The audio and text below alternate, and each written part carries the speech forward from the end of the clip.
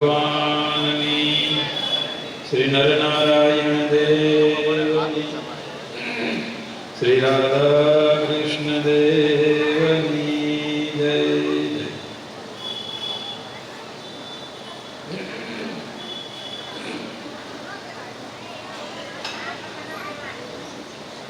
ઈષ્ટદેવ ભગવાન સ્વામિનારાયણ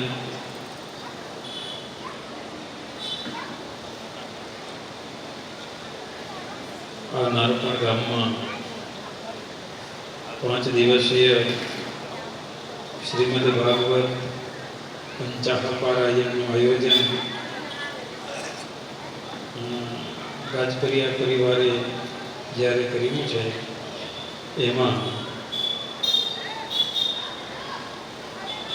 પધારેલા સંતોમાં સદગુરુ પુરાણી સ્વામી લક્ષ્મીપ્રસાદ સ્વામી, શાસ્ત્રી સ્વામી વિશ્વરૂપ સ્વામી, સંગીતકાર સ્વામી શ્રીજીનંદન સ્વામી અને દિવ્યમુનિ દિવ્ય પ્રસાદ સ્વામી 5 સંતોનું મંડળ વધાર્યું છે. આ કથાનું વચમાં આયોજન થયું, સમય વચમાંથી કાઢ્યો છે એટલે સંતો ઓછા આવશે, વડે ભલે કોઈક આવશે એ વાત જુદી છે. સમય નહોતો ને એમાંથી સમય કાઢીને આ પારાયણનું આયોજન થયું છે, છતાં બહુ આનંદ છે. રાત્રિનો સમય અને આ આયોજન થયું ને બહુ સરસ થયું છે. સવારના ભાગમાં બધા કોઈ કામકાજ કરી શકે, ભજને બપોર પછી અને સાંજનું સત્ર છે, અને જેટલો બનશે એટલા આપણે ભાગવતમાં જે ભાગવત પરમહંસોના ચરિત્રો છે અને વિશેષતા 10મા સ્કંદનું આપણે શ્રવણ કરીશું. તો સૌપ્રથમ આજના પ્રારંભમાં મહાત્મ્યની કથા અને 4 સ્કંદ સુધીની કથાનું શ્રવણ થયું છે. આપણે 5મા સ્કંદથી કથાની શરૂઆત કરીશું. તો 5મા સ્કંદમાં ગંગાજીને કિનારે સુખદેવજી મહારાજ પરીક્ષિત રાજાને ભાગવત પુરાણ સંભળાવે છે. જોયો છે ગંગાજીનો કિનારો? ગયા છો? આપણે તો સારું છે, પંખા હોય છે, નીચે ગાદલા છે, ખાવાનો જલસો છે, અને એમાં આપણે ભાગવત સાંભળીએ છીએ. જો પરીક્ષિત રાજા તો 7 દિવસ સુધી ઉપવાસ કરેલો. 7 દિવસ ઉપવાસો, આમ તો ઉપવાસ કરવો જોઈએ, જે યજમાન હોય ને એને ઉપવાસ કરવા, બીજાને જમાડવાનું હોય અને પોતે ઉપવાસ કરે, એમ શાસ્ત્રનો નિયમ છે. પણ હવે અત્યારે ઉપવાસ કરવા બહુ અઘરા પડે, તો એમાં ભોજનનો સંયમપૂર્વક એ શરીરને નભાવવા પૂરતો સંયમ રાખે. પણ આજ તો હવે તો નગારું તગારું ને તાવડો આવતો સંપ્રદાયમાં ચાલુ જ છે, એટલે કોઈ જાતનો નિયમની જરૂર હોતી.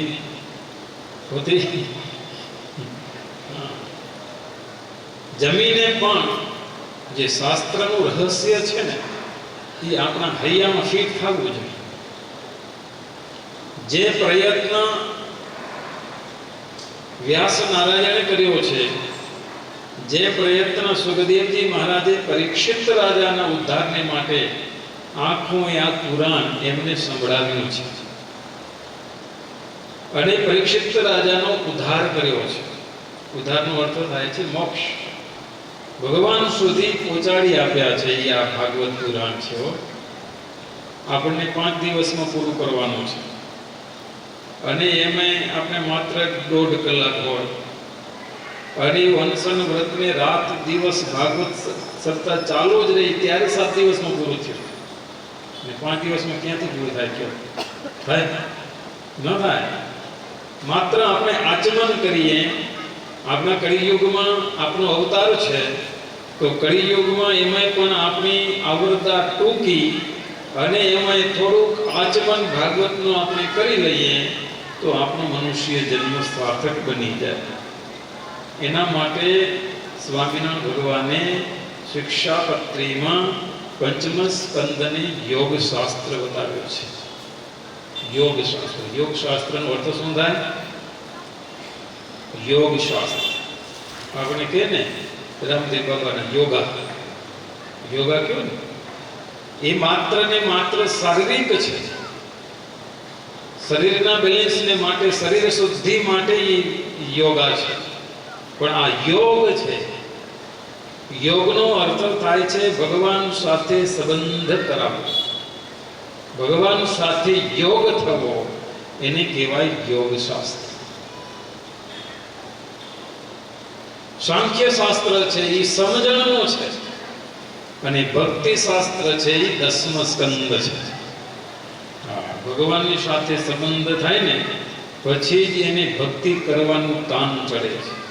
એટલા માટે સ્વામિનારાયણ ભગવાને શિક્ષાપત્રીમાં 10મ સ્કંદના પંચમ સ્કંદ અને ભક્તિ 10મ સ્કંદ એમને પસંદ કર્યા છે.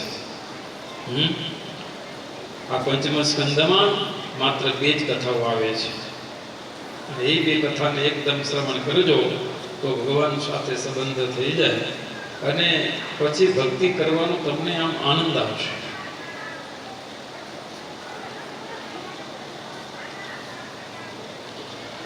શ્રી શુક ઉવાચ યે સંતાન પાદો માનવસ્ય અનુવર્ણિતઃ વંશ પ્રિય વ્રતસ્યાપી નિબોધ નૃપસત્તમા.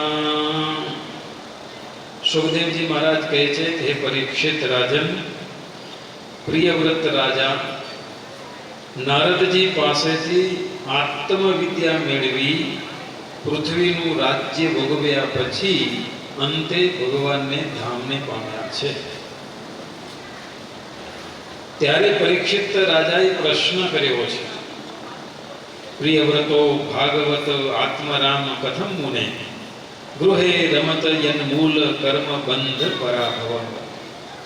પરીક્ષિત રાજા કહે છે, હે ગુરુદેવ, પ્રિયવ્રત રાજા ભગવાનના ભક્ત હતા અને આત્મરામ વૈરાગી છતાં બંધનરૂપ ગ્રસ્તાશ્રમમાં કેમ રહ્યા?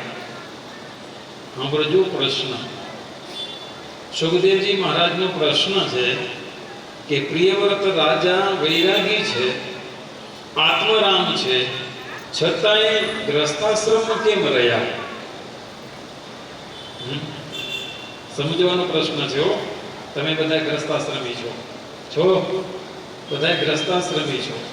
ગ્રસ્તાશ્રમમાં રહીને પણ બંધન નથી થયું, ગ્રસ્તાશ્રમમાં રહીને પણ આત્મરામ રહ્યા, ગ્રસ્તાશ્રમમાં રહીને પણ વૈરાગી રહ્યા. એ કેવો આશ્રમ હશે? આ એ શીખવાનું છે. પંચમ સ્કંદમાં એ જ શીખવાડે છે. અને તે સ્ત્રી પુત્રમાં આસક્ત ન થયા અને તેનો મોક્ષ કેવી રીતે થયો? આ બધી કથા મને કહો. ત્યારે સુખદેવજી મહારાજ કહે છે, સાંભળો પરીક્ષિત, તમને કહું. પ્રિયવ્રત રાજા એનો અર્થ અહીંયા બતાવે છે કે પ્રિય વ્રત એટલે શું? જેને વ્રત અતિ પ્રિય છે, જેને વ્રત અતિ પ્રિય છે એ પ્રિય વ્રત છે. વ્રત શા માટે કરે છે? માત્ર ભગવાનને રાજી કરવા માટેનું વ્રત છે. જે ભગવાનને પ્રસન્ન કરીને ભગવાનને પ્રિય થવા માટે વ્રત કરે એને કહેવાય પ્રિય વ્રત. વ્રતનો અર્થ શું થાય? વ્રતનો અર્થ મોટામાં મોટું વ્રત કયું? ઘણા ચાંદ્રાયણ વ્રત કરશે, કોઈ ઉપવાસનું વ્રત કરશે, કોઈ એક ટાણાનું વ્રત કરશે, કોઈ સ્તોત્ર પાઠ કરવાનું વ્રત કરશે. આ બધા વ્રતો છે. તો મોટામાં મોટું વ્રત કયું? કે બ્રહ્મચર્ય વ્રત. ગ્રસ્થાશ્રમમાં રહીને બ્રહ્મચર્ય વ્રત પાળવું એ મોટામાં મોટું વ્રત છે. એટલે અહીંયા સુખદેવજી મહારાજ પરીક્ષિત રાજાને કહે છે પ્રિય વ્રત રાજા એટલા માટે છે કે એનું વ્રત એને પ્રિય છે, અને એ વ્રત કર્યું છે પણ ભગવાનની પ્રસન્નતા માટે વ્રત કરે છે.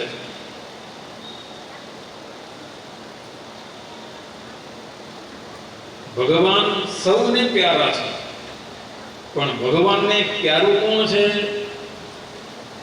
આપણે બધાને ભગવાન પ્યારા લાગે છે, પણ આપણે ભગવાનને પ્યારા છે કે નથી? હા, એ કોણ માપદંડ કાઢશે? એ કોણ માપદંડ કાઢશે? હે,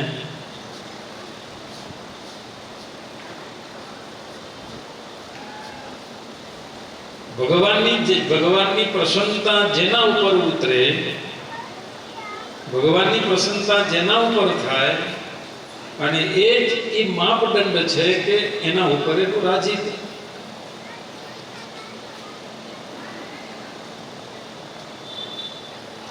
સુખદેવજી મહારાજ કહે છે રાજન, ભગવાનની પ્રાપ્તિ માટે ઘર બંધન રૂપ નથી, પણ ઘર પ્રત્યેનો રાગ છે ને એ જ બંધન છે. આ છે ને બહુ આધ્યાત્મિક કથા છે, ઊંડી કથા છે. પંચમ સ્કંદ છે, યોગ શાસ્ત્ર છે ને, એ આપણે સંસારમાં, આપણે ઘર પરિવારમાં ચારે બાજુથી આપણે બંધાયેલા બેઠા છીએ. હવે એમાંથી આપણે છૂટું પડવાનું છે, અને એમાંથી આપણે મોક્ષ ગતિ પ્રાપ્ત કરવી છે. એમાંથી ભગવાનને મેળવીને ભગવાનના ધામમાં રહેવું છે. તો એના માટેની કથા આ પંચમ સ્કંદ છે.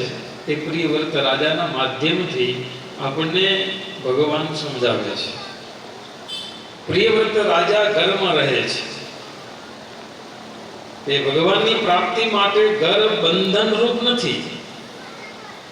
ઘર પ્રત્યેનો જે રાગ છે, આસક્તિ છે, એ જ બંધન છે. જેને વૈરાગ્ય હોય એ સાધુ થઈ જાય અને સંસારી ન બને, એવું નથી. ગ્રસ્થાશ્રમી પણ વૈરાગ્ય બની શકે છે, ગ્રસ્થાશ્રમી પણ સાધુ બની શકે છે. વૈરાગ્ય નિષ્ઠ પુરુષો ગ્રસ્થાશ્રમમાં પણ હોય. પ્રિયવ્રત રાજાને સંસારમાં રહેવા છતાં પણ પ્રિયવ્રત રાજાને આસક્તિ નહોતી. આ સમજવાની રીત આ છે. આપણે બધાય પરિવાર વાળા છીએ, ધર્મપત્ની છે, દીકરા દીકરીઓ છે, કાકા કાકીઓ, માસા માસીઓ, ચારે બાજુથી આ જીવ એક તાતણાથી બંધાયેલો છે. કોઈકનો કોઈ કાકો થતો હોય, માસો થતો હશે, કૂવો થતો હશે. સંસારના દોરડાથી આ બધો જીવ બંધાયેલો છે, છતાં એને બંધન નથી. એ પ્રિયવ્રત રાજાઓ.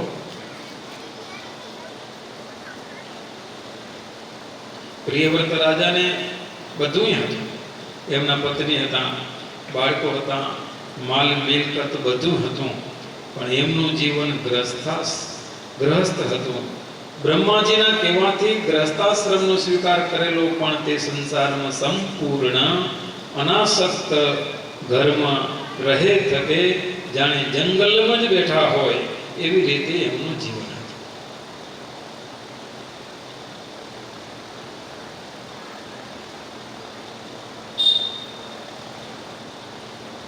સુખદેવજી મહારાજ કે તમે સંસારી હો કે ત્યાગી હો એ મહત્વનું નથી, પણ અંતઃશત્રુ કેટલા જીતાયા એ મહત્વની વાત છે.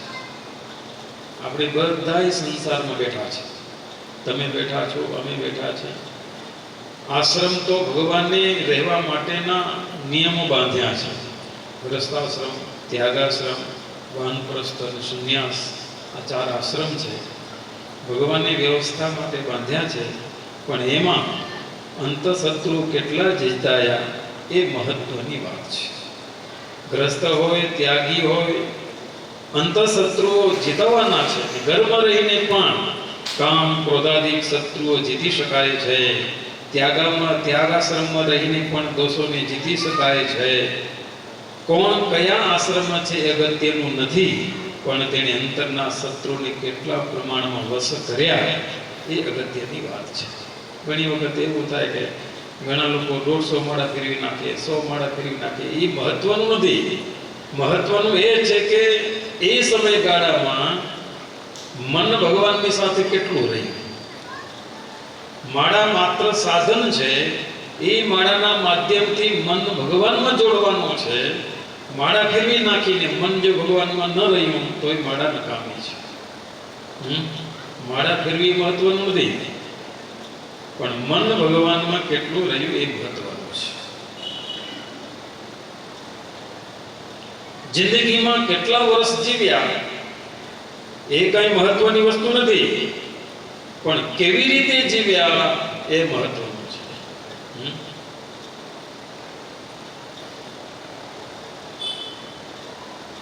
ઘણી વખત એવું બનતું હોય કે સંસારમાં બેઠો હોય, અમે ક્યાંય બંધનમાં નથી ને, પણ માં એટલો ગૂંચવાયેલો હોય, માં એટલું બધું ગૂંચવાયેલો હોય, પણ એનાથી સંસાર છૂટી શકતો નથી. અહીંયા સુખદેવજી મહારાજ કહે છે કે વ્રજવાસી ગોપીઓ એ પણ સંસારમાં રહ્યા છે. એને કોઈ સંસાર છોડ્યો નહોતો. એમના મોટો પરિવાર હતો, પણ ઘરનું કામ કાજ કરતા, વ્યવહારિક કામ કરતા, પણ એ એનાથી અલગ રહીને પણ કામ કરતા. એમાં આસક્તિ નથી. તેથી જ એમને ભગવાનની પ્રાપ્તિ થઈ છે. આ પોઈન્ટ એવો. મહારાજે પંચમ સ્કંદને યોગ શાસ્ત્ર એટલા માટે બતાવ્યું છે કે ગ્રસ્તાશ્રમમાં રહીને, જંજાળમાં રહીને પણ જો એ ભગવાનની સાથે પ્રીતિ કરી દે, ભગવાનની પ્રાપ્તિ થઈ જાય, તો એ જ આ યોગ છે. જેમ પર્વતભાઈ ગ્રસ્તાશ્રમમાં હતા, ઉદ્યમ માટે ખેતી કામ કરતા, મોટો પરિવાર હતો, છતાં જળ કમળ હતો. તમે જોયું એ કમળ પાણીમાં હોય, જોયું છે? તમે જોયું છે પાણીમાં કમળ હોય, પણ કેમ હોય ખબર છે? એ નહીં જોયું. એને તમે આમ ઊંડેથી નિરખો ને ત્યારે ખબર પડે કે એ કમળના છોડને તમે પાણીમાંથી બહાર કાઢો, ભીનું હોય કે કોરું હોય છે, એ જોવાનું. કાયમને માટે પાણીમાં જ કમળ પડ્યું છે. ગમે ઉપરથી પાણી પડે છે, બહાર કાઢશો એટલે કોરું ને કોરું જ રહેશે. એટલા માટે જળ કમળવત પ્રિય રાજાને બતાવ્યા છે. જળ કમળવતો પ્રિયવ્રત રાજા સંસારમાં રહ્યા છે, પણ સંસારથી નિર્લેપ છે. કમળની જેમ રહ્યા છે. કમળનો આધાર જળ છે. પાણી વિના કમળ રહેતું નથી. કમળને પોષણ પાણી જ આપે છે. કમળ પીવે છે પાણી, રહે છે પાણીમાં, છતાંય કમળને પાણીનો પાસ લાગતો નથી. આટલું શીખી લેજો બધા, એ વડવાઓ બધા આટલું શીખી લેજો. આપણે સંસારમાં રહીએ પણ કમળની જેમ જ રહીએ. આટલું શીખી લેશો ને તો આપણો પરિવાર અને આપણું ઘર સંસાર એટલો આમ સુગંધવાળો લાગશે ને એટલો હર્યો ભર્યો લાગશે. આ બધા પ્રિયવ્રત રાજા કોઈ સામાન્ય માણસો નથી. સારા એ આ પૃથ્વીનું રાજ કરે છે, પોતાનો પરિવાર ચલાવે છે, અને કેટલા હેતાળ પ્રેમથી પોતાની પ્રજાને રાખતા હશે, છતાંય એનાથી અલગ છે. આ બહુ અઘરું કામ છે, અને આ સમજણથી આવશે. નહીંતર માણસ ભલભલાને ખાઈ જાય. આગળ કથા આવશે. ભરત રાજા હતા અને થોડી ભૂલ થઈને ક્યાંય ગોથા ખાઈ ગયા. હા હા, નહીંતર આ ચીચુડું એવું છે કે તમે શેરડી ચીચુડામાં પીલાય ને એમ પીલાઈ જશો, ખબર નહીં પડે.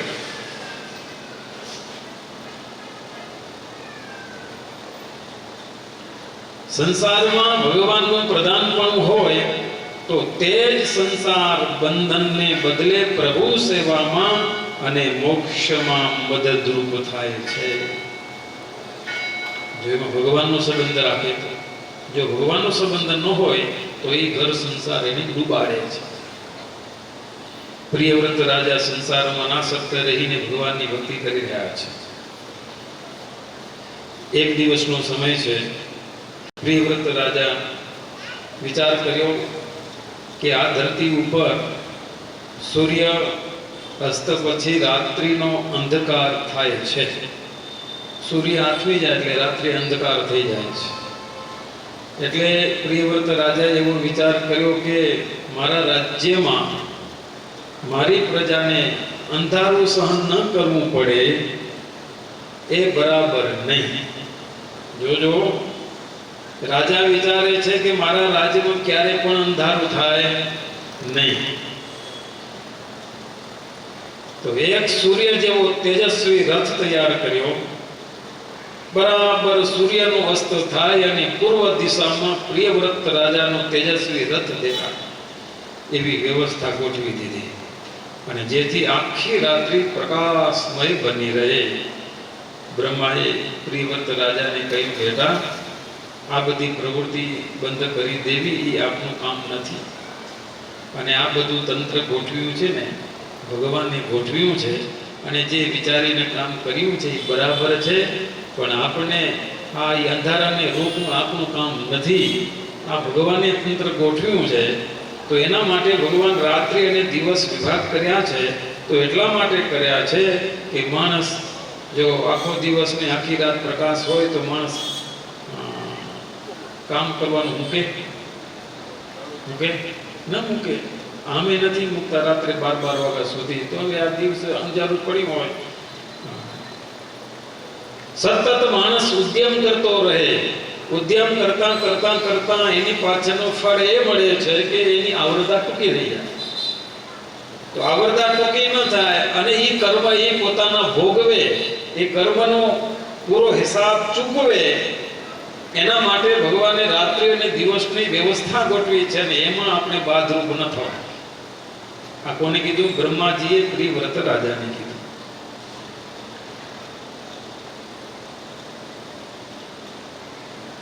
પ્રિયવ્રત રાજાને બ્રહ્માજીએ સમજાવ્યા. એ પહેલા પ્રિયવ્રતના રથ મેરુ પર્વતને 7 આંટા મારી દીધા. મેરુ પર્વતો આ બધી છે ને આપણે આ કથાઓ આપણે સમજણથી બહારની છે. મેરુ પર્વત આપણે જોયો નથી. આપણે હજુ માત્ર પૃથ્વી ઉપર છીએ. આ પૃથ્વી ઉપર 7 લોક છે, નીચે પણ 7 લોક છે. આ 14 લોકનું બ્રહ્માંડ છે. અને આપણા ભાગમાં માત્ર એક સમુદ્ર છે. એવા 7 સમુદ્ર છે. એ પ્રિયવ્રત રાજાએ કર્યા છે. એની કથા આગળ આવે છે કે મેરુ પર્વતને પ્રિયવ્રત રાજાનો રથ 7 આંટા માર્યા. 7 અને એ કાર્ય બંધ કરી દીધું. તો જેટલું પેડું ફર્યું ને એટલા ચીલા પડ્યા, એટલે ખાડા થયા એટલા એ સમુદ્ર બન્યા. અને જે ટેકરા રહ્યા એ દ્વીપ બન્યા. એમાં 7 દ્વીપ છે અને 7 સમુદ્ર છે. તો પેલો છે જંબુ દ્વીપ, પછી પ્લક્ષ, સાલમલી દ્વીપ, કુશ, ક્રંચ, શાક, પુષ્કર. આ 7 દ્વીપ થયા. 7 સમુદ્ર, એક ખારા પાણીનો, પછી શેરડીના રસનો, ત્રીજો મદિરાનો, ચોથો ઘીનો, અને 5મો દૂધનો, 6થો દહીંનો અને 7મો મીઠા પાણી. આ 7 સમુદ્ર આપણા ભાગમાં કયો છે? ખારો છે. આપણે બધા જંબુ દ્વીપમાં છીએ. બીજા દ્વીપ આપણે જોયા નથી અને સમુદ્રે જોયા નથી. જોયા છે? પ્રિયવ્રત રાજાને 10 પુત્રો ને 1 પુત્રી હતી. તેમાં 3 બ્રહ્મચારી થયા અને 7 ગ્રસ્તાશ્રમમાં રહ્યા. અને પુત્રી ઉર્જ્વસ્વતી શુક્રાચાર્ય સાથે પરણાવી. તેમના થકી દેવયાનીનો જન્મ થયો. પ્રિયવ્રત રાજા 7 પુત્રોને 7 દ્વીપના રાજ્ય સોંપીને વનમાં ચાલ્યા ગયા. જો મોટું કારભારું હતું. પણ બધું રાજપાટ બધું દીકરાઓને સોંપીને જંગલમાં હલ્યા ગયા. પ્રિયવ્રત રાજાના મોટા પુત્ર અગ્નિદ્ર જંબુદ્વીપનું રાજ્ય કર્યું. તેમને નાભિયાદિક 9 પુત્રો અને 9 પુત્રોને મેરુ પર્વતની 9 પુત્રીઓ સાથે પરણાવ્યા છે. અગ્નિદ્ર રાજાએ 10 કરોડ વર્ષ સુધી જંબુદ્વીપનું રાજ્ય કર્યું. આગળ પહેલાની વાતો છે. 9 પુત્રોને જંબુદ્વીપના 9 ખંડોનું રાજ્ય સોંપ્યું. તે ખંડો પણ પુત્રના નામથી પ્રસિદ્ધ થયા. આ કયો ખંડ કહેવાય? આપણે બેઠા છીએ કયો ખંડ કહેવાય? અજનાબ ખંડ. આ ખંડનું નામ છે અજનાબ ખંડ. અને જંબુદ્વીપ અને ખંડ અજનાબ. અજનાબ ખંડમાં ભરત રાજા થયા.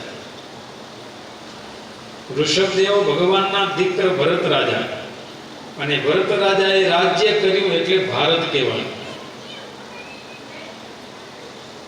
અગ્નિદ્રના મોટા પુત્ર નાભી રાજાને ત્યાં મેરુ દેવી થકી ઋષભદેવ ભગવાનનું પ્રાગટ્ય થયું. અને 24 અવતારોમાં એ ઋષભદેવ ભગવાનનું અવતાર છે. અને ભરતજી ઋષભદેવના 100 પુત્ર, એમાં મોટા પુત્ર છે ઋષભદેવ ભરતજી. કથા સમજવાની એ છે. હવે ઋષભદેવ ભગવાન સામ્રાજ્ય એટલે જેટલું પૃથ્વીનું રાજ છે એ ઋષભદેવ ભગવાનનું રાજ હતું. એના 100 દીકરા. એ 100 દીકરામાં મોટા ભરત એમને આ જંબુદ્વીપ અજનાબ ખંડ એમનું રાજ્ય એને દીધું. બીજા બધા જુદા જુદા ખંડોના રાજ્ય બધાને આપી દીધા. 100 એ 99 દીકરાઓને બધાને બાટી દીધા. અને પછી ઋષભદેવ ભગવાને 100 દીકરાઓને બેસાડીને વાત કરી. આ બધી ભાગવતમાં લખાયેલી કથા છે. એ આપને સમજવાની છે ને આપને એ શીખવાની છે. ઋષભદેવ ભગવાન કહે છે, દીકરાઓ જુઓ, સાંભળો.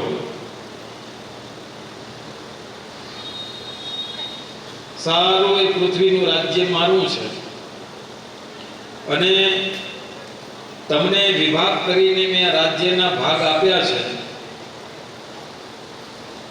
તમને મેં ઘર સંસાર મંદાવી દીધો છે, એટલે લગ્ન કરાવી દીધા છે. કોણ કહે છે? હવે આમાં જવાબ દેજો.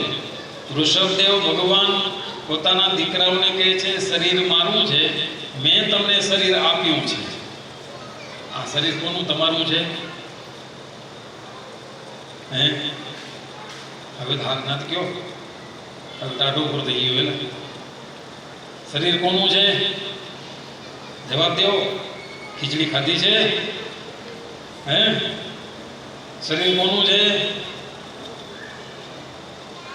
એમ કહો ને, મારવું છે એમ કહો ને. આપે છે વિના પૈસે આપને બધું સાંભળવા મળે, અને આ સંસારમાંથી છૂટવા માટેની એક તક મળતી હોય તો આપણા સદભાગ્ય કહેવાય. કોનું શરીર છે?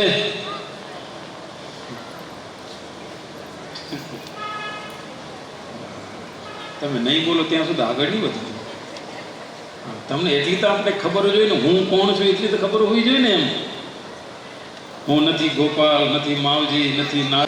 તમને અમને આમ કેમ પૈસાની વાતો તો ખપડી જાય નહીં એવું હોય. તમને શીખવા માટે કહું છું. અને આ જો પરીક્ષિત રાજા સુખદેવજી મહારાજ પાસે ગયા ને જે કાંઈ પ્રશ્ન થાય ને તરત જ પ્રશ્ન પૂછી લે, અને પછી તરત જ એમને આન્સર જવાબ આપી દે, ત્યારે એના મનનો ખુલાસો બધા થઈ જાય. એટલે હું સામેથી તમને પ્રશ્ન કરું, તમે ભલે નહીં કરો પ્રશ્ન. એટલે હું પ્રશ્ન કરું અને થોડુંક તમે માત્ર અવાજ દેશો ને તો તમને જવાબ મળી જશે. નહીં તો આમને આમ મૂંગા પડ્યા રહેશો. સ્કૂલમાં જઈને કાંઈ આવડ્યું નહીં ને આપણે ટીચરને પૂછીએ નહીં તો હવે આપણે શું માર્ક લઈ આવી ગયો. જો સ્વામિનારાયણ ભગવાન પૃથ્વી ઉપર રહેતા ને ત્યારે એ વખતે સ્વામિનારાયણ ભગવાન બધાને કહેતા હવે પ્રશ્ન કરો. પછી પ્રશ્ન ઉત્તર કરીને કોઈને ના આવડે તો સ્વામિનારાયણ ભગવાન એને જવાબ આપે. અને આમ પ્રશ્નોત્તરી થાય ને ત્યારે જ માણસના જીવનનો વિકાસ થાય. નહીતર માત્ર સાંભળ્યા જ કરીને પછી મનમાં કંઈ રહી ગયો તો એનો ખુલાસો કોણ કરે? એટલે પ્રશ્નોત્તરીમાં જ માણસનો વિકાસ છે. એટલા માટે આ ભાગવતમાં સુખદેવજી મહારાજ અને પરીક્ષિત રાજાનો સંવાદ છે. ઋષભદેવ ભગવાન પોતાના નથી બનાવ્યું, તમારા બાપુએ નથી બનાવ્યું. કોને બનાવ્યું છે? ભગવાને બનાવ્યું છે. પાણી में से પુરુષ બનાયા, મળમૂત્ર કી ક્યારી, મિલ્યા રામ અને સર્યા કામન, આપ અબ ન રહી કૌન સે યારી. નિષ્કુળાનંદ સ્વામી લખ્યું, પાણીના બુંદમાંથી એ આ માણસના શરીરનું સર્જન કર્યું છે. એક પાણીનું ટીપું છે, એમાં તમે જુઓ પોપટનો રંગ પોપટી, મોરા બુંદમાંથી આપણું આ સર્જન કર્યું, બ્રહ્માંડ રચના કરી છે. કોને કરી? હવે ગયો ભગવાને કરી. તો આ શરીર કોનું છે? હા, એમ હવે મજા આવી. શરીર ભગવાનનું છે. એટલે ઋષભદેવ ભગવાન કહે છે, મેં તમને શરીર આપ્યું છે, શરીર મારું છે, એટલે તમને બગાડવાનો કોઈ અધિકાર છે. હવે કેવી રીતે થશે સેવા? તમે પરિવારને સંભાળશો, એને રાજી ખુશી રાખશો, અને મારા તરફ એને તમે લઈ આવજો તો હું માનીશ તમે મારી સેવા કરીશ. પુણ્ય કાર્ય થાય છે એ બધું ઠાકોરજીની સેવા છે. ઠાકોરજીની જ સેવા છે. એટલા માટે ઋષભદેવ ભગવાન કહે છે, જેટલું ભગવાને આપણને આપ્યું છે કે જે ભગવાનનું, પણ એ એવી રીતે ઉપયોગ. દીકરાને આ પરિવાર સાથે બધી મિલકત આપીને વાત કરી છે, મોક્ષનો ઉપદેશ આપ્યો છે, મોટા પુત્ર ભરતજીને રાજ્ય સોંપ્યું છે, અને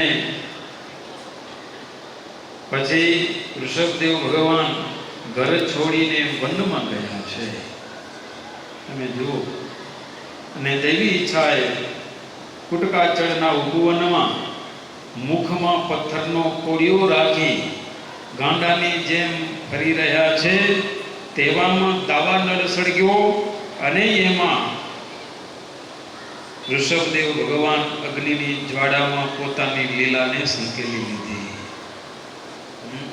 મુખમાં પથ્થર રાખ્યો અને પથ્થર રાખીને પૃથ્વી ઉપર ભરતા હતા, અને એમાં દાવાનળ અગ્નિ પ્રગટ્યો ને એમાં પોતાની લીલાને સંકેલી લીધી. પાલન કરે છે. તેણે વિશ્વરૂપની પુત્રી પંચજની સાથે લગ્ન કર્યા છે. 5 પુત્રો થયા છે: સુમતિ, રાષ્ટ્રભૃત, સુદર્શન, આવરણ અને ધૂમકેતુ. પહેલા આ ખંડ અજના ખંડથી ઓળખાતો, પણ ભરતજીના સદગુણો, તપ, ત્યાગના પ્રભાવે રાજ્ય શાસન કાળથી હવે ભરતખંડથી ઓળખાય છે, કે ભારત દેશ કહેવાય છે, નો ઇન્ડિયા. શું કહેવાય છે? ભારત. કોઈ પક્ષપાત નતો. એ કરોડ વર્ષ સુધી ભરત રાજાએ રાજ્ય કર્યું. એ રાજ શાસન કેવું હશે તમે વિચારો, કલ્પના કરો. અને દરેક પ્રજાઓના હૃદયમાં ભરત રાજાનું સ્થાન હતું. તો ભરત રાજા એ પ્રજાનું કેવું સંભાળ રાખતા હશે, કેવું ધ્યાન રાખતા હશે. ત્યારે પ્રજાના હૃદયમાં ભરત રાજાનું સ્થાન છે. પરમ ભાગવત ભક્ત હતા, ધર્મનિષ્ઠ, જ્ઞાની, પ્રજાપાલક. અનેક યજ્ઞો કર્યા, ભક્તિ કરી, ભગવાનને પ્રસન્ન કર્યા, હૃદયમાં ભગવાનના દર્શન થયા. તે મહેલ છોડીને ઝૂંપડીમાં આ ભરત રાજા રહેવા લાગ્યા છે. આ બધું અઘરું કામ છે હો. રાજપાટ છોડી દી અને ઉલ્લાશ્રમમાં રહી અને ઘાસના ઝૂંપડામાં રહેવું અઘરું કામ છે. તમે આમાં બંગલામાં રહેતા હો ને પછી કોઈ આમ ઝૂંપડામાં કાઢી મૂકે, કેવું લાગે? કે પહેલા પૂજા કરાય, પૂજામાં તિલક કરાય કે પછી તિલક કરાય? પહેલું કરાય. ભગવાનને જમાડીને પછી માનસી પૂજા કરાય ને, તો કેમ કરાય? એનો નિયમ આવે ને, એનો ક્રમ આવે. એક પછી ક્રમ આવે. તેમ ભરત રાજા એ ક્રમ ભૂલી જાય. એટલો પ્રેમ ભરત રાજાને ભગવાન પ્રત્યે થયો તે એ ક્રમ જળવાયો નહીં. ક્યારેક ક્યારેક તો હવારના પોરમાં ઉઠીને ડાયરેક્ટ સીધી પૂજા કરવા માંડી જાય, પછી વળી નાવા જાય. હા, દાંતણ કરવાનું પેલું કરી અને પછી આ બધું ક્રમ ભૂલાઈ ગયો. એટલો બધો પ્રેમ ભગવાન પ્રત્યે થયો એટલે ક્રમ જળવાયો નહીં. અને આવી રીતે ભક્તિ કરતા કરતા કરતા એટલા બધા ભગવાનમાં આસક્ત બની ગયા છે. અહીંયા સુખદેવજી મહારાજ કહે છે, પરીક્ષિત રાજન સાંભળો, જો ઉપાસનામાં સાવધાન ન રહો ને તો જરૂર વિઘ્ન આવશે. એટલે સાવધાની રાખવી પડે હો. ભગવાનની આરાધના કરતા હોઈએ ને, પૂજા કરતા હોઈએ અને મંત્ર જાપ કરતા હોઈએ અને જો એમાં સાવધાની ન હોય ને તો એમાં ચોક્કસ વિઘ્ન આવે. કયું વિઘ્ન આવે? તમને આવે? નથી આવતા? હે આવે? જો ખેતી કરતા હશે ને તો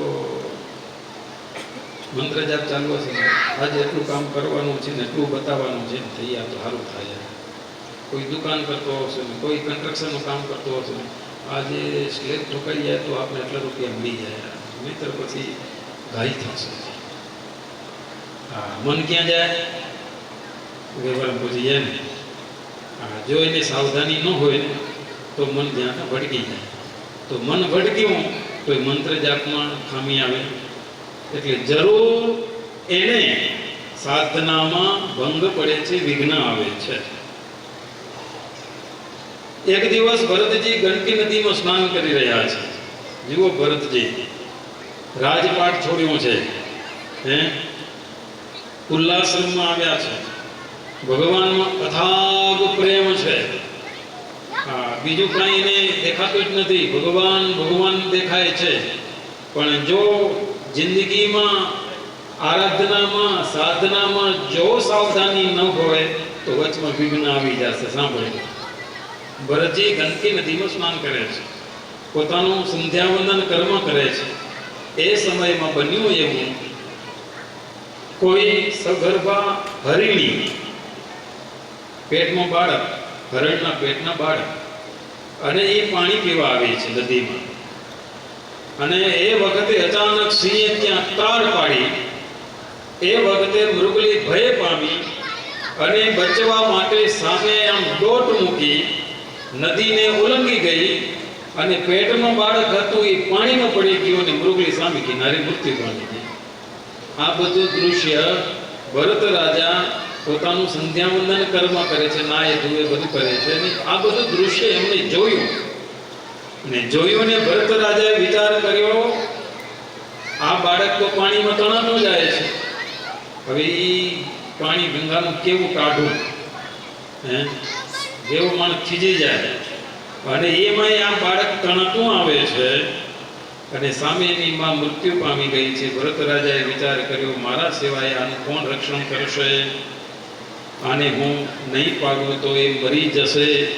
એટલે ભરતજીને દયા આવી. दया धर्म का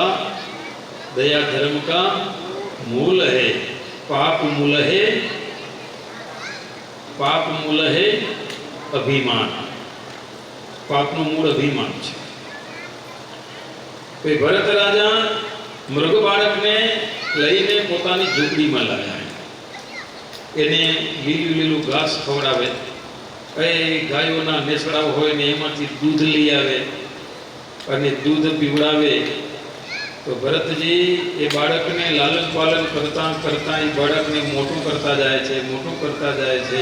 એમાં બન્યું એવું કે ભરત રાજા પૂજા કરતા હતા. પૂજાના ક્રમોમાં પણ એ ક્રમ ભૂલાઈ જતો હતો ને હવે એમાં બધો કાપ આવવા માંડ્યો. આપણા જીવનમાં કેવું ખબર, ભૂઈ ગયા તો પછી હવે કામે જવું હોય, ટાઈમમાંથી જવું પડે અને મોડું ઉઠાણું છે તો હવે કાપ ક્યાં આવે? પૂજામાં આવે. ન જમવામાં કાપ આવે, ન કામ જવામાં કાપ આવે. અંતે સમય ક્યાં ટૂંકો થાય? પૂજામાં થાય. તો ભરત રાજાને એવું થયું. હવે મૃગ બાળકનું લાલન પાલન કરતા કરતા કરતા સમયમાં હાલો જાય તો ખબર ન પડી અને પૂજામાં આવી ગયો કાપ.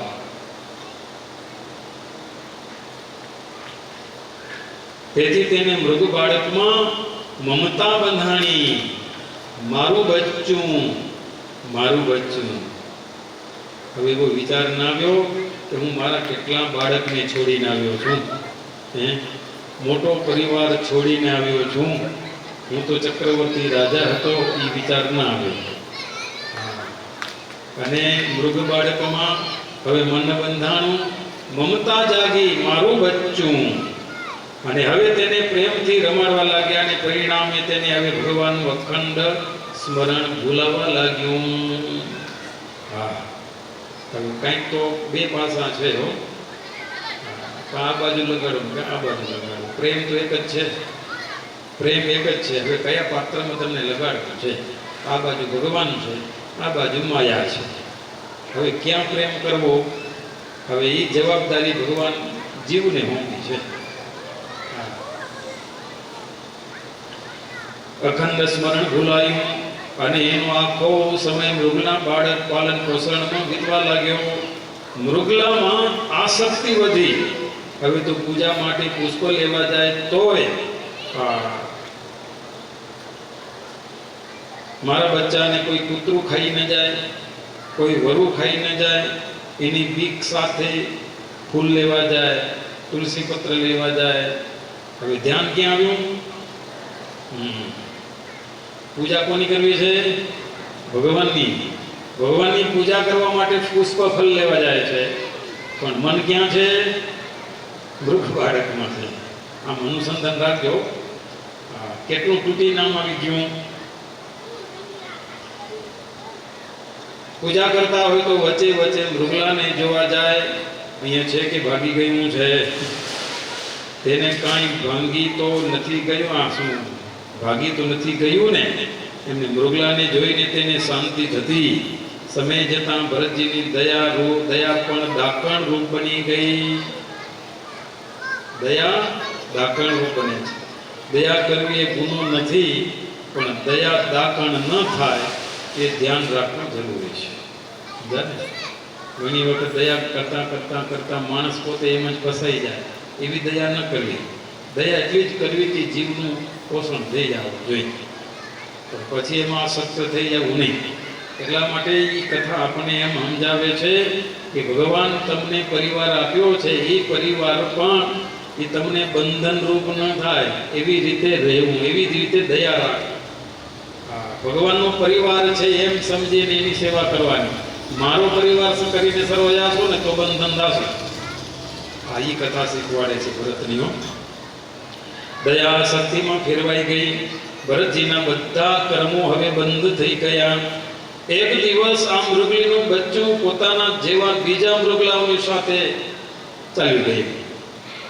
એને થયું કે આ તો મારે નાતના છે બધા. અને ત્યાં સુધી પહેલા તો આ ભરત રાજાને જોયેલા 2 પગવારામાં, 4 પગવારા કોઈ જોયેલા નહીં. અને એમાંય બન્યું એવું મૃગનું બાળક બીજા ટોળા ભેગું ભરી ગયું. ભરતજીની ચિંતા થાય. ભરતજીની આંખને દેખાણું નહીં એટલે શોધ કરતા કરતા જંગલમાં ચાલ્યા ગયા. જંગલમાં બધાને પૂછે, મારું બચ્ચું જોયું, મારું બચ્ચું જોયું, મારું બચ્ચું જોયું. વનસ્પતિઓને પૂછે, ઝાડવાને પૂછે, માણસોને પૂછે. એટલા બધા પાગલ બની ગયા. જેવા ભગવાનમાં પાગલ બન્યા હતા એવા પાગલ મૃગ બાળકમાં બની ગયા છે. કોઈ અનુસંધાન રહ્યું નહીં. હવે આ પશુને જઈને પૂછે, એવું પશુને મારું બાળક જોયું. હા, કેવા એનું જીવન કેવું બની ગયું હશે, એનું મન મૃગ બાળકમાં કેવું આસક્ત થયું છે. આમ કરતા હવે તો ખાતા પીતા ઉઠતા બેસતા તમામ ક્રિયાઓ એને મૃગલાનું સ્મરણ થવા લાગ્યું. આમ મૃગના વિયોગમાં એની આખી જિંદગી નીકળી ગઈ. 1 કરોડ વર્ષ રાજ્ય કર્યું. કેટલા? 1 કરોડ વર્ષ રાજ્ય કર્યું. એ બધું છોડીને જંગલમાં આવ્યા અને આખી જિંદગી પાછળની બધી મૃગ બાળકમાં ખોવાઈ ગઈ. એટલે સુખદેવજી મહારાજ કહે છે, નૂનમ ખ્યાષ્યા સાધવ ઉપસમશીલા કૃપણ સહૃદ એવં વિધા થે સ્વાર્થાન્નપી ગુરુતરામુપેક્ષંતે. સુખદેવજી મહારાજ કહે છે, પરીક્ષિત ખરેખર શાંત સ્વભાવના અને પરોપરી સંત દિન દુખિયાનું રક્ષણ કરવામાં પોતાના મોટામાં મોટા સ્વાર્થની પણ પરવા નથી કરતા એવા સંત એક વખત કોઈ જીવનો હાથ ઝાલે તો તેનું કલ્યાણ કરીને પછી તેને છોડે છે. અને ભરતજીએ મૃગલાની રક્ષણ કરવામાં પોતાના મોટામાં મોટો સ્વાર્થ ભગવાનની પ્રાપ્તિ પણ પરવા નથી કરી. ભરત રાજા સંત હતા, પણ સંતનું હંમેશા જીવન જીવના પરોપકાર માટે હોય છે. પણ આજ ભરતનું જીવન પોતાના જીવનને ખાડામાં ઢસડી દીધું છે.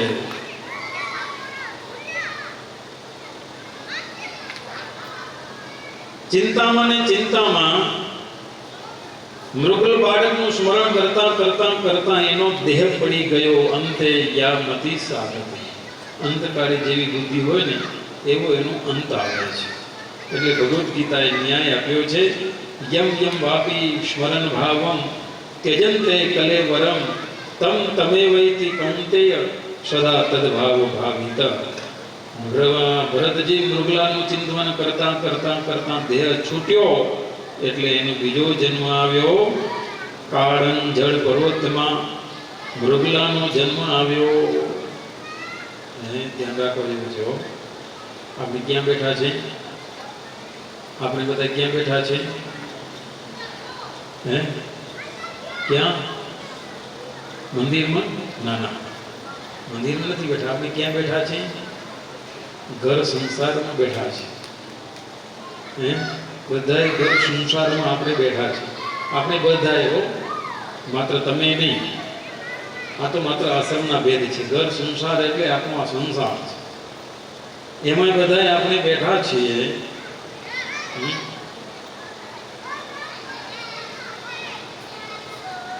એમાં જો એમાં આસક્ત થઈ ગયા અને એનું સ્મરણ કરતા કરતા દેહ છૂટી ગયો તો પાછો એવો દેહ બંધાઈ જવાનો છે.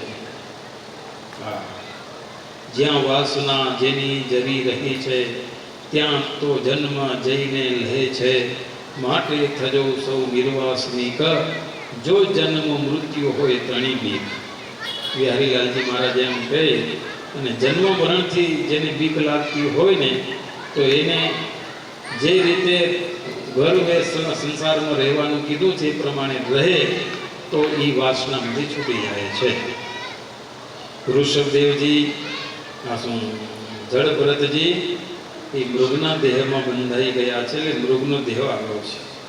જુઓ, ભગવાનને ત્યાં ન્યાય છે. ઋષભદેવ ભગવાનના દીકરા છે. ભગવાનના દીકરા છે જેનું આપણે ભજન કરીએ છીએ. કોનું? સ્વામિનારાયણ સ્વામિનારાયણ. એ ઋષભદેવ નામથી અત્યારે એ જ બેઠા છે. આ ન્યાય આપે છે. પોતાના દીકરાને પણ ન્યાય આપ્યો. જો એ સાવધાન ન રહ્યા તો પણ એને મૃગનો જન્મ આપી દીધો. આપણે આપતા વાર નહીં લાગે. આપણે જો સાવધાન ન રહીએ તો આપણે ત્યાં ઠપકારી દેશે. ઓલે હતા હરક્ષા વાણિયા નામ, હરક્ષા વાણિયા એમને કોઈ દીકરો ના આપ્યો, દીકરી આપી. તો દીકરી આપી તો દીકરીને પરણાવી તો દીકરીને ત્યાં દીકરી જ આપી, દીકરો ના આપ્યો. ભગવાને શું હવે મારા ઉપર કરડી દ્રષ્ટિ કરી છે? દીકરો જ ને મને ના દીધો, દીકરીને દીધો હોય તો માની લો કે દીકરો મળ્યો, પણ દીકરીને દીકરો એ નહીં લ્યો. તો બન્યો એવો. હવે એની અવસ્થા થઈ, સતત એનું ચિંતન કરતા રહ્યા. ભગવાન કે તું થાને દીકરો હવે કે એનો દેહ છૂટ્યો ને હરક્ષા વાણિયા ત્યાં દીકરો થયા. લો, દીકરીને ત્યાં દીકરો થયા. હવે એને જ્ઞાન રહી ગયું. હવે દીકરીને કેમ ધવાય? કેમ ધવાય? સ્તનપાન કરાય દીકરીને. હવે એ બાપો હવે સ્તનપાન કેમ કરે? ગયો હવે એને સમજણ રહી ગઈ, જ્ઞાન રહી ગયું. એટલે સતત રડ્યા જ કરે છે. હવે રાત્રે સુવાનું તે ચિંતા થઈ. એક દીકરો આવ્યો પણ એમાં ચિંતા થઈ. પછી એમાં ગોપાળાનંદ સ્વામી બાજુના ગામમાં ગયા અને ગોપાળાનંદ સ્વામી પાસે લઈ ગયા. એમને કીધું કે સ્વામી આ તો હવે જન્મ થયો ને રડ્યા જ કરે છે, ભાવતો નથી, હવે એનું કેમ કરવું? પછી ગોપાળાનંદ સ્વામીજીની આંખ બંધ કરીને આમ સંબંધ બાંધ્યો ને અને જોયું આ તો દીકરાની વાસના હતી ને પોતે દીકરો થયા છે ને હવે દીકરીને કેમ ધાવે. પછી ગોપાળાનંદ સ્વામી એમ કીધું, હવે કાંઈ ધાવામાં દોષ નહીં લાગે. અને આટલું કીધું ને રોવાનું બંધ થઈ ગયું. એ ઓલા પૂછે, તમે આટલું બધું બોલ્યા ને આમ કેમ બંધ થઈ ગયું? હા, સાંભળવાની જરૂર નથી તમને, અને સાંભળશો ને તમને એમને પ્રેમ નહીં થાય. આવું છે એવો દુનિયામાં. ભગવાનને ત્યાં ન્યાય છે. જેવું તમે સ્મરણ કરતા કરતા કરતા દેહ છૂટશે ને એને એવો દેહ બંધાશે. ભરતજીને પણ ભગવાનને ન્યાય આપ્યો છે. મૃગનું સ્મરણ કરતા કરતા કરતા દેહ છૂટ્યો અને અંતે મૃગ બાળક બન્યા છે.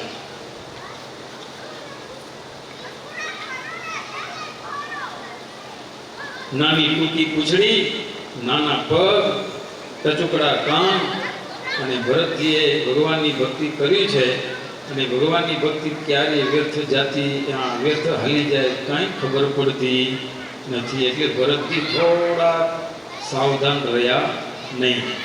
અસાવધાની ભોગવી અને એના કારણે મોટી ભૂલ થઈ ગઈ. કોણ હતા ભરત? કોણ હતા? રાજા હતા. ક્યાંના? આપણા કેવો ને બીજા સાધનો અધૂરા રહે, વ્યર્થ જાય, પણ ભગવાનની ભક્તિ ક્યારેય પણ વ્યર્થ જાતી નથી. ભગવાને ભરતજીએ ભક્તિ કરી છે, પણ ભક્તિ વ્યર્થ જાતી નથી. મહારાજ કે રજડતા રજડતા કોઈક જન્મમાં ભક્તિ ત્યાં એની પ્રગટ થશે. નહીં કલ્યાણ કૃત કશ્ચિત દુર્ગતિમ તાત ગચ્છતિ. ભગવાન ગીતામાં એમ કીધું છે, એની ક્યારે પણ ભક્તિ કરી છે એની દુર્ગતિ તો નથી જ થતી. તેનું ફળ ક્યારે મળે છે? શુચિનામ શ્રીમતામ ગેહે યોગ ભ્રષ્ટોપી જાયતે. હા, એ જીવાત્મા યોગ ભ્રષ્ટ થાય છે. યોગ ભ્રષ્ટ એટલે એને ભગવાન બીજો જન્મમાં મોકો આપે છે ત્યાંથી છૂટવા માટે.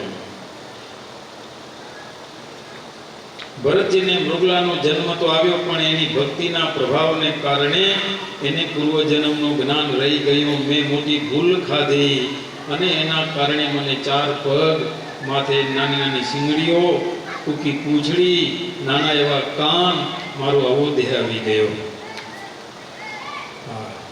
પસ્તાવો થયો. હવે શું થાય? ભરતજી વિચાર કરે, ક્યાં મારો પૂર્વજન્મનો મનુષ્ય જન્મ, ક્યાં મારો આ પશુ અવતાર. અરે અરે, ભગવાનના સાક્ષાત્કાર માટે, ભગવાનના ધામમાં જવા માટે મેં આ રાજપાટ કુટુંબ પરિવારનો ત્યાગ કર્યો, તપ કર્યું, છતાં મારો પશુમાં જન્મ થયો. આ ભરતજી વિચારે છે. સામાન્ય વિષય જીવની આવી સ્મૃતિ અને પૂર્વજન્મનું જ્ઞાન રહેતું નથી. પૂર્વની સ્મૃતિને કારણે મૃગદેહમાં રહેલા ભરતજી કળંજર પર્વતનો ત્યાગ કરીને કુલાશ્રમમાં આવ્યા. અને ભૂખ લાગે ત્યારે મનને સમજાવે.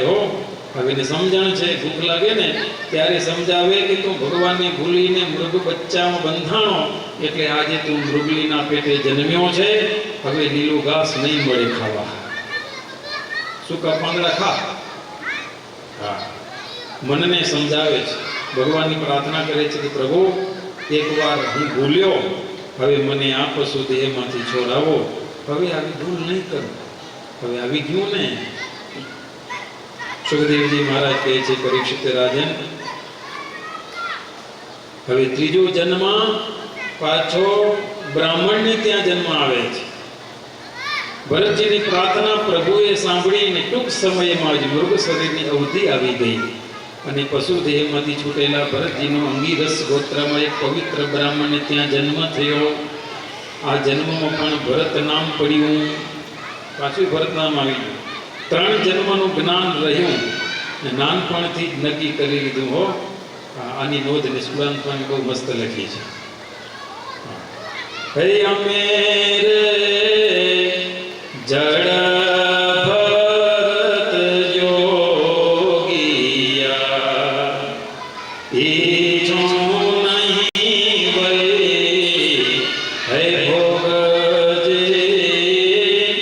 જગત પદાર્થ જીવ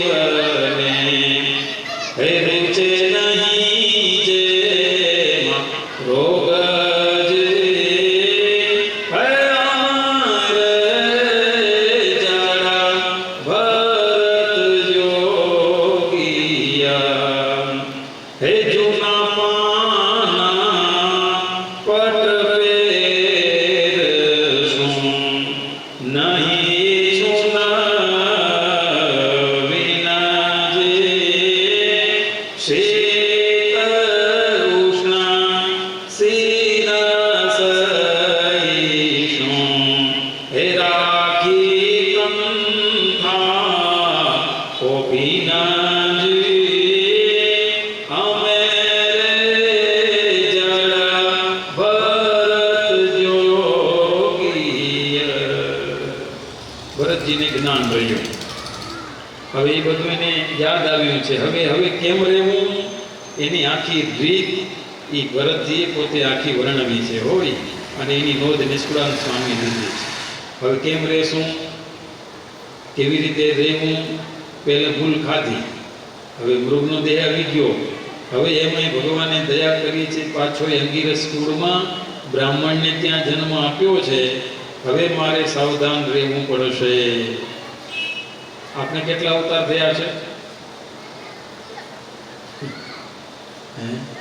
ભરતજીને ત્રીજો અવતાર આવ્યો. આપણે કેટલા અવતાર આવ્યા હશે ખબર? સ્વામિનારાયણ ભગવાને માપ આપ્યો છે કે આ મનુષ્ય જન્મમાં ફરી એને ક્યારે આવે છે, એ માપદંડ વચનામૃતમાં આપ્યો છે, ભૂગોળ ખગોળમાં. આ જીવે એટલા બધા જન્મ ધારણ કર્યા છે કે સમુદ્રમાં જેટલું પાણી છે એટલું એ જન્મ ધરીને માતાનું ધાવણ ધાવ્યું છે. હવે 4 ખાણ છે. 4 ખાણ: ઉદ્ભીજ, સ્વેદજ, જરાયુજ ને અંડજ. અંડજ એટલે ઈંડામાંથી પશુ પક્ષીઓનો જન્મ થાય છે. અંડજ, ઉદ્ભીજ જે બીજ કંઈ જમીન ફાડીને બહાર આવે છે, વનસ્પતિ. અંડજ, ઉદ્ભીજ અને સ્વેદજ પરસેવામાંથી ઉત્પન્ન થાય છે. આ ખાતરમાંથી બધા નીકળે છે ને, અને માખણ, ફૂલ, શું કહેવાય, હવે તે જૂ, ચાંચળ, માખણ બધા હાલ્યા ગયા. આ બધા પરસેવામાંથી ઉત્પન્ન થાય છે. અને જરાયુ છે. જરાયુ જે બાળકનો જન્મ થાય ને ઓળથી વીંટાયેલો હોય, ઓળનો પડદો હોય એનાથી વીંટાયેલો હોય. એક જ ખાણમાં માતાનું ધાવણ ધાવા મળે છે. એક જ ખાણમાં. એમાં કેટલી યોનિઓ છે? 21 લાખ યોનિઓ છે એકમાં. યોનિઓ એટલે બધા પ્રકારો. માણસ છે, વાંદરા છે, પશુ છે, પશુ, ગાય, ભેંસો, એ બધા, ઊંટ ને બધા, ગધેડા, આ બધા પ્રકારો છે. 21 લાખ યોનિઓ છે. માત્ર એમાં જ માતાનું ધાવણ ધાવા મળે છે. તો હવે તમે એને કેલ્ક્યુલેટર લઈને માપ કરો કે સમુદ્રમાં પાણી કેટલું છે અને આપણે બધા કેટલા જન્મ લીધા હશે, કેટલા અવતાર થયા હશે. ભરતજીને 3 જન્મમાં એની સાવધાની આવી ગઈ. હવે આપણે કેટલા જન્મ લીધા ને હવે જો સાવધાની નહીં રાખીએ તો એ પાછો ભગવાન એમાં ચક્રમાં નાખી દે છે. પુનરપી જનનમ પુનરપી મરણમ પુનરપી જનની જઠરે શયનમ. કેટલા લાગ્યા? બસ થઈ ગયા ને? હવે બંધ કરવું પડશે ને, બધા ઊંઘ આવશે. હા, ભૂલ થઈ ગઈ એટલે ભરત રાજાને હવે જ્ઞાન રહ્યું છે. એમ કરતા હવે ભરત રાજા મનમાં વિચારે છે, હવે આ અવતારમાં ગાંડા બનવું પડશે, નહીંતર હવે પાછા બંધન થઈ જશે. એટલે ગાંડ પણ ચાલુ કર્યું. હું કેવું ગાંડ પણ ચાલુ કર્યું? બાળપણમાં જ માતા પિતા હાલ્યા ગયા. હવે ભાઈ ને ભાભી છે એટલે હવે મા બાપ જેવું તો હાંચવે નહીં. એટલે હવે ભરત રાજા ઈરાદાપૂર્વક ગાંડા બન્યા. હવે ગાંડામાં કેવું કરે? તોફાન કરે.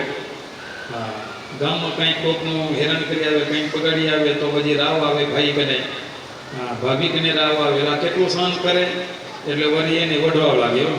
હવે મા બાપ હાલી ગયા તો હવે તું તોફાન ચાલુ કરે છે ને, આમ છે ને તેમ છે, ધ્યાન નથી આપતો ને. હવે ભાઈને કંટાળો આવે હો, એટલે એને પાવડો લઈ એને વાડીએ જા ત્યાં પારો બાંધી આવો. ત્યાં જઈને પાવડો લઈને જાય. જ્યાં પાવડો મારવા જાય ને ત્યાં અંદરથી આત્માથી પોકારે, તું કેનો પારો બાંધીશ? એ તારી જિંદગીનો પારો બાંધ્યો નહીં એટલે એ તો ભટકાનો છે. કેનો પારો બાંધીશ કે? એટલે આમ સતત વિચાર રહ્યો એટલે પારો કાંઈ બાંધી ન ગયા ભરતજી. અને પછી સાંજે ઘરે આવ્યા અને ભાઈએ પૂછ્યું કેટલો પારો બાંધ્યો? ભાઈ તમે કેની વાત કરો છો? હું તો વિચારતો જ રહી ગયો, કયો પારો બાંધો, આખી જિંદગીનો પારો એમને રહી ગયો, એટલા અહીં આવ્યો છું. અને પછી ભાઈ તો ખીજાયા, કઈ કામ થયું નહીં. પછી એના ભોજાઈ કે મૂકી તો જાઓ, એને બાજરો ચકલા ખાઈ જાય છે ને, ચકલા ઉડાડે એમ પડ્યો હોય ને, ગાંડાની જેમ પડ્યો છે તો પખીડા આવશે નહીં, તો ત્યાં મૂક્યા હો, આ ચકલા ઉડાડી જા. અને એમાં જઈને રામ કી ચીડિયા રામ કા ખેત, ખાઓ ભર ભર પેટ. હા, તમે રામના ને બાજરો એ રામનો, ખાઓ ને મોજ કરો. લ્યો, આ ભરત રાજા, ભરતજી. અને જ્યાં જોએ ભાભી આવે અને 3 દાડાની ખીચડી લઈ આવે, કેવી સુગંધ કરતી હશે અને કેવો સ્વાદ હશે. અને એ ખીચડી આપી જમવા માટે હો. અને એ ભાભી એમ કે તારા ભાઈએ તો એમ કીધું કે ખાવાનું ન દેજો હવે, કે છતાં તો મને દયા આવી એટલે ખીચડી લઈ આવી, ખા તું હવે. જેવી ખાય એમ માંગું ટૂંકા આવે એટલે ખા ખા હવે ખા, તારા માટે આ જ છે. ભરત રાજા પોતાને સમજાવે હો, આ ભૂલ કરીને હવે આ બધું આવે છું જો. તો ખીચડી ખાધીની ગા કરી દીધી હો. અને પછી ખીજાણા. અને પછી એના ભાઈ આવ્યા, હા હવે તને જિંદગીમાં આવું જ ખાવા મળશે, હા તું ક્યાંય કામનો નથી, નીકળી જા, ભાગી જાય નથી. ભરત રાજા ભરતજી કહે છે મારે એ જ જોઈએ છે, તમે રજા આપો એટલે હું ભાગી જાઉં.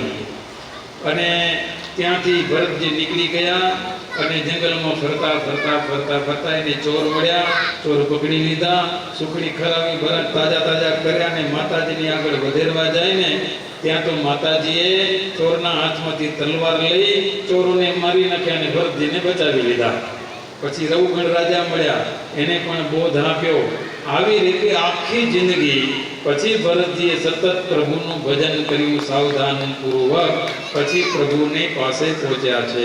ઓલા સજ્જનો, સુખદેવજી મહારાજે પરીક્ષિત રાજાની કથા સંભળાવી, અહીં 5મ સ્કંદની સમાપ્તિ કરી છે. બોલો સ્વામિનારાયણ ભગવાન.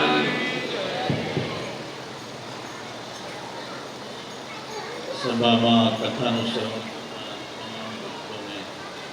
જય શ્રી સ્વામિનારાયણ. કથા બહુ સુંદર છે.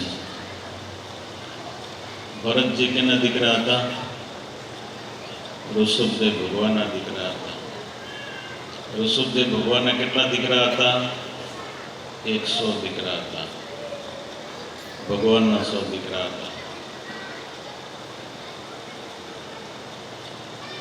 શરૂઆતમાં કથા આવી પ્રિયવત રાજાની. પ્રિયવત રાજાના 7 દીકરા હતા.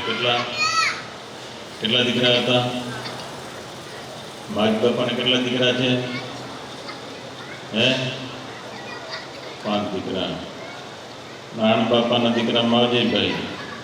માવજી બાપાના દીકરા 5 દીકરા છે. કલ્યાણભાઈ કોણ છે? બધાને પકડવા પડશે.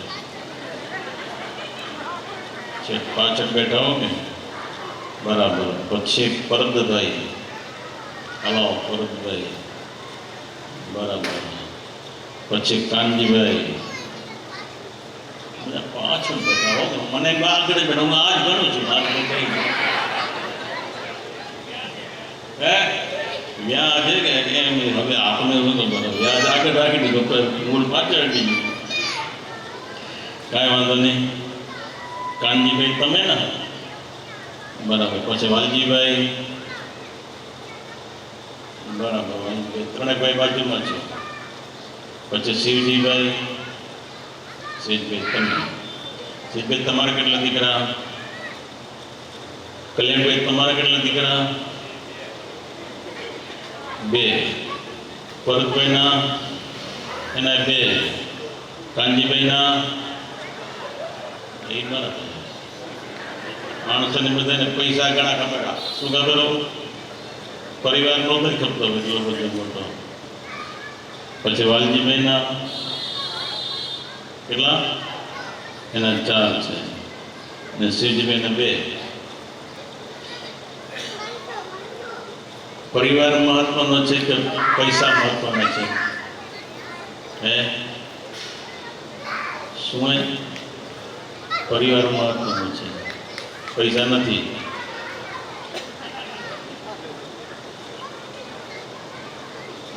ઋષભદેવ ભગવાનના 100 દીકરા હતા. સહસ્ર રાજાના 5000 દીકરા હતા. આજે માણસને પૈસો મહત્વનો બની ગયો, પરિવાર મહત્વનો નથી. સમજ્યા? હવે બધું ટૂંકો થતું જાય છે. યુરોપમાં જાઓ ને, સંતાનો જ નથી કરતા. હવે બહુ ઓછું થઈ ગયું. આજે માણસને કેવું જીવવું છે ખબર? ઠાઠ માઠ પક્કાદાર જીવન જીવવું છે. મર્યાદિત જીવન જોતું નથી. આપણા વડીલો પાસે મર્યાદા હતી, પૈસા નહોતા. આપણા વડીલો પાસે પરિવાર હતો, પૈસા નહોતા. આપણા વડીલો પાસે પરિશ્રમ હતો, પૈસા નહોતા. આપણા વડીલોનું જીવન બધું સંસ્કારિત અને મર્યાદિત જીવન હતું, પૈસા નહોતા. આજે માણસ પાસે પૈસો વધ્યો, પરિવાર ઘટી ગયો. પૈસો વધ્યો, પરિશ્રમ ઘટી ગયો. પેલા પરિશ્રમ કેટલા હતા? ઘરે ગાય મૂકી હોય, ભેંસું હોય, એ ભેંસું ગાય ધોવાતી હોય, એની છાસો થાય, વાસદા થાય, કપડાં મગમાટીથી ધોવાય, હાથેથી અનાજ દળાતું. કેટલો પરિશ્રમ હતો. વાડીના કામ કેટલા હતા. પરિશ્રમ હતો, પૈસો નહોતો. વડીલો પાસે પ્રેમ હતો, પૈસો નહોતો. આજે પૈસો છે પણ પ્રેમ નથી. ધીમે ધીમે ઘટતું જાય છે. જૂના જમાનાની વાતો કરી ને, 30, 35, 50 વર્ષ પાછળ જાવતા જિંદગી માણસની કેવી હતી. આમ ઘરથી બારે પગ મૂકો ને, શું હોય? ધૂળ ઢેફાને પાણા હોય, ભીતે ભીતે છાણા હોય. સમજાય છે ને વાત? બરાબર ધ્યાનથી સાંભળજો. ઘરમાંથી પગ બારે મૂકો, આંગણામાંથી, ધૂળ ઢેફાને પાણા હોય, ભીતે ભીતે છાણા હોય, ઉંકરડાની ઓટા હોય, બળદિયાના જોટા હોય. ઉંકરડાને ઓટા હોય. ઉંકરડા હતા ને છાણના. હવે એ માણસને જોતો નથી છાણ, પણ છાણનો જે વાયરસ કેટલો કામ કરે. આજે આપણા મોબાઈલ ઉપર છાણ લગાવેલા આપણે. ઘર આંગણે છાણ હતા, વાસેદા થતા, નીકળી ગયા. હવે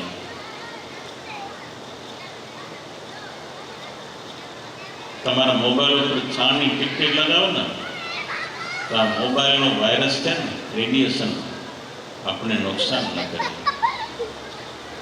આપણા ઘર આંગણે ગાય ઊભી રહેતી, છાણ વાસેદાર થાય. એ કેવોના શરીરને આરોગ્યતા ચાલી ગઈ. ધૂળ ઢેફાને પાણા હોય, ઉંકડાને ઓટા હોય, બળદિયાના જોટા હોય, કાણા એવા ગાણા હોય, મળવા જેવા માણા હોય, ઉપર દેશી નળિયા હોય, વીઘા જેટલા ફળિયા હોય. દેશી નળિયા જોઈએ છે? ઉપર દેશી નળી. હવે નળિયા નથી ગમતા કે નહીં. હવે દાઢીવાળા મકાન જોઈ, નળિયાવાળા મકાન હોય ને, બહુ સારું હતું ઘરે. હવે નીકળી ગયું. ઉપર દેશી નળિયા હોય, વીઘા જેટલા ફળિયા હોય, સૌ એક સાથે મળ્યા હોય, બધે એ મળ્યા હોય.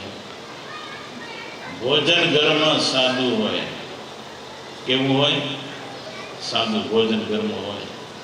પીઝા ને પાણીપુરી ને ખારીપુરી એ બધું ભોજન ઘરમાં સાદું હોય. ઘીવાળી ખીચડી હોય, ગોળ ને ઘી ને બાજરાના રોટલા હોય, સાદું ભોજન. એ ભોજન જ્યારે જમાતું ને, ત્યારે ગુડીમાં બળ કેટલું હતું? એટલા ગઢા થઈ ગયા હોય છે. બળદ પાછળ હળ હાંકતા હોય ને, તાકતા નહીં. આખો દાડો ગયા ત્યાં આત્મા સુધી કામ કરતા વડીલો, ખબર છે ને, ઉકે વાડી પહોંચી જતા. અને ભાઈ ઉકે વાડી પહોંચતા એ તો મેં જોયો, દિવસ ઉગે એટલે મજૂરી વાડી પહોંચી જાય. દિવસ આત્મે એટલે ત્યાં વાડીમાંથી છૂટા થાય. કેટલું કામ કરતા. આ કામ કેમ થતા હતા? ખાણું પીણું સાચું હતું, ઘરમાં ભોજન સાદું હોય, પહેરવા કપડું જાડું હોય. કેવું હોય કપડું? જોડીના કપડાં પહેરતા હોય. આ ટેરીકોટનો જન્મ જ નતો પહેલા, નાણાવાળા કપડાં પહેરતા. ઘરમાં ભોજન સાદું હોય, પહેરવા કપડું જાડું હોય, પૈસે ટકે નબળા હોય, મર્યાદાએ સબળા હોય. સમજાય છે? પૈસે ટકે નબળા હોય, પૈસા નહોતા માણસ પાસે, પણ મર્યાદાએ સબળા હોય. મર્યાદા હતી માણસ પાસે, પણ મર્યાદા ગઈને પૈસો વધ્યો. આજે માણસને જીવન જેવું છે, પણ મર્યાદિત નહીં, ઠાઠ માઠ ભટકાદાર જીવન જીવવું છે. પણ એક વાત નક્કી રાખજો, ઠાઠ માઠ ભટકાદાર જીવન જીવવું છે, પણ ઠાઠ માઠ ભટકાદાર જીવન કેવું છે? ઇમિટેશન ઘરેણા છે. નક્કી રાખજો. એની એટલી કે મર્યાદા વિનાનું જીવન છે એ ઇમિટેશન ઘરેણાની જેટલી કિંમત છે. અને મર્યાદિત જીવન છે, સાચું સોનું છે. મર્યાદિત જીવન, મર્યાદિત જીવન છે એ સાચું સોનું છે. સોનું હજારો વર્ષ સુધી પાણીમાં પડ્યો હશે, એની કિંમત નહીં ઘટે. પણ ઇમિટેશન ઘરેણું જો પાણીમાં પડ્યો હશે તે જોવા જેવું નહીં હોય. ભલે સારું ભટકાદાર દેખાતું હોય ને, સોનાને ભૂલાવી દેવું હોય, પણ પાણીમાં નાખો એની કાંઈ કિંમત ન, જોવાય જેવું નહીં હોય. મર્યાદા વિનાનું જીવન છે એ ઇમિટેશન ઘરેણું છે. મર્યાદિત જીવન છે એ સાચું સોનું છે. એની ક્યારે પણ કિંમત ઘટવાની નથી. આપણા વડીલોનું જીવન મર્યાદિત હતું. આપણા વડીલો પાસે પૈસા નહોતા, પરિશ્રમ હતો. એની પાસે પરિવાર હતો, એની પાસે સંપ હતો, એની પાસે આરોગ્યતા હતી, એની પાસે પ્રેમ હતો. એ જીવન જીવી ગયા. પાંડુ રાજાના 5 દીકરાઓ હતા. કેટલો સંપ હતો? પાંડુ રાજા ધામમાં ગયા અને વનવાસ મળ્યો ત્યારે માને ભેગા લઈ ગયા. 5 પાંડવો માની કેવી સેવા કરી છે? એ માની સેવા કરીને એટલે ભગવાન કૃષ્ણ એના ભેગા હતા. ભગવાન કૃષ્ણ એનાથી ચટા નથી થયા. ઘરમાં મા બાપ પ્રત્યે આદર ભાવ નહીં હોય, મા બાપ પ્રત્યે પ્રેમ નહીં હોય, મા બાપની સેવા નહીં હોય, મા બાપનો રાજીપો ઘરમાં નહીં હોય, ઘરમાં પૈસો હશે ને એ સુખ નહીં આપે. ઘરમાં પૈસો હશે ને તો પરમેશ્વર ભેગા નહીં હોય. કારણ કે ઘરમાં જે ખપે નથી, પૈસો જ છે.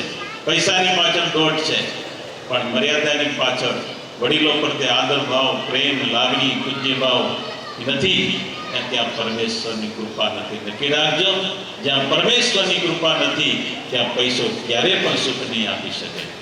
આ વાત નક્કી રાખજો. એટલે મેં આ વાત એટલે ઉકેલી છે, તમે 5 ભાઈઓ છો, 5 ભાઈઓ સાથે મળીને માવતરની પાછળના કથાનું આયોજન કર્યું છે. તમારા દાદા દાદી ભેગા રાખ્યા, બા બાપુજીને ભેગા રાખ્યા. આપણી પરંપરા ભૂલાવી ન જોઈએ. આજે છોકરા નામ લેખે ને, મનજી પટેલ, કાનજી પટેલ. અરે ભાઈ પટેલ તો જો, પણ પેલા દીકરા તો બાપનું નામ તો નાખો ભેગું, બાપનું નામ કાઢી નાખે. ક્યારે પણ માવતરનું નામ નીકળે એની નક્કી રાખે. આપણી પાછળ આપણા બાપનું નામ હોવું જોઈએ. આપણી પરંપરા, આપણા બાપ કોણ છે, આપણા દાદા કોણ છે, આપણા પરદાદા કોણ છે, એ પરંપરા આપણી પાસે હોવી જોઈએ, એ ભૂલાવી ન જોઈએ. આજે તમે 5 ભાઈઓ છો, આજે માવતરની પાછળ કથા કરી છે. સંતો ખૂબ રાજી થયા. હો ભાઈમાં આમ છે કે મુલાકાતી છે કે નથી? ભાઈમાં એકદમ બરોબર હે? તો તમને ધન્યવાદ. બરોબર હોય નહીં ઘણી વખત, સમજ્યા? ઘણી ઘણી બરોબર ન જ હોય, બોલા ચાલી ને હોય તો જોરે મોરે ભેગા થયા હોય.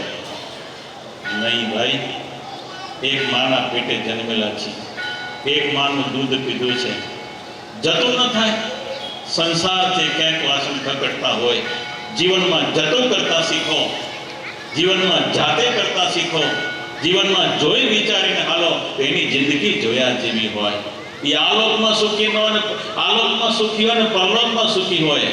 પણ જતું કરતા શીખો નહીં, જાતે કાંઈ ન કરો, જોઈ વિચારીને જો ન હાલો તો એ દુઃખી જ હોય. પૈસો હોય પણ પરિવારમાં સુખ શાંતિ સંપત્તિ ને આરોગ્યતા ન હોય.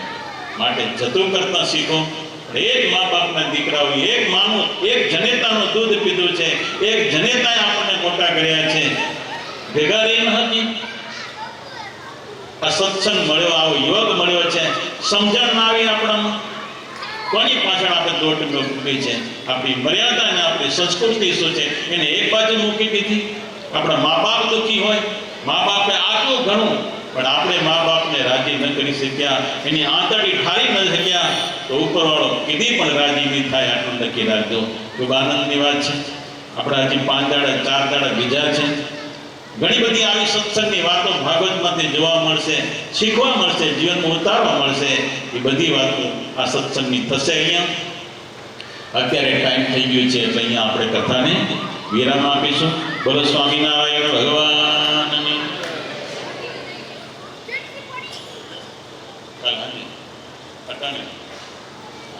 ગુરુ સ્વામી પ્રભુ જય સદગુરુ સ્વામી સહજાનંદ દયાળુ સહજા ભગવત